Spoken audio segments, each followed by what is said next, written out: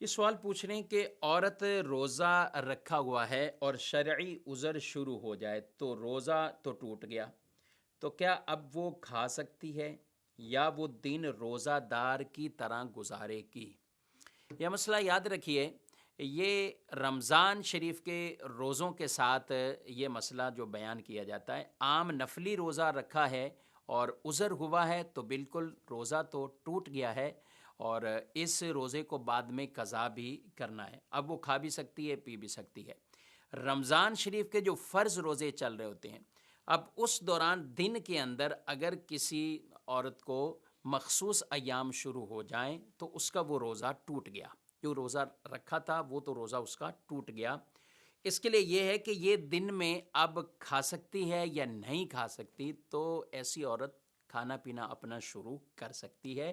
اس میں کوئی ممانعت والی بات نہیں ہے۔ البتہ بہتر یہ ہے کہ یہ چھپ کر کھائے، اعلانیہ نہ کھائے، چھپ کر یہ اس کو اپنے کھانے پینے کے معاملات یہ چلا سکتی ہے۔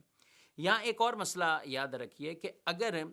عورت اپنے ان مخصوص ایام کو پورے کرتے کرتے وہ دن آ جاتا ہے کہ دن کے اندر وہ پاک ہو جاتی ہے، اس کے یہ عذر شرعی چلا جاتا ہے اور وہ دن رمضان کے ہیں، تو اب اس خاتون کو، اب اس عورت کو کھانے پینے کی یہ اجازت نہیں ہوگی، بلکہ اسے حکم یہ ہے کہ اب روزے داروں کی طرح وہ دن گزارے۔ یہ فرق سمجھنے کی کوشش کیجیے گا کہ جس دن مینسز شروع ہوئے، جس دن شرعی عذر شروع ہوا، اس دن کا جو روزہ تھا وہ ٹوٹ گیا، اور اب وہ کھانا پینا اگر شروع کرنا چاہے تو وہ کھا سکتی ہے، لیکن چھپ کر کھائے تو بہتر ہے۔ اور جس دن اس کے مخصوص ایام ختم ہوں گے تو اب اس ٹائم سے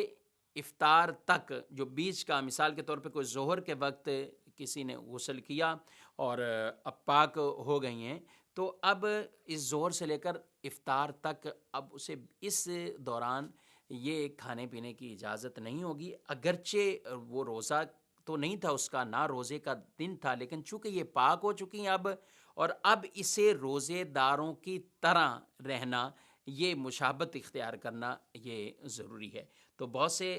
اسلامی بہنیں، خواتین اس مسئلے میں کچھ کنفیوژن میں آ جاتی ہیں، تو امید ہے کہ یہ مسئلہ اچھی طرح سمجھ میں آ گیا ہوگا۔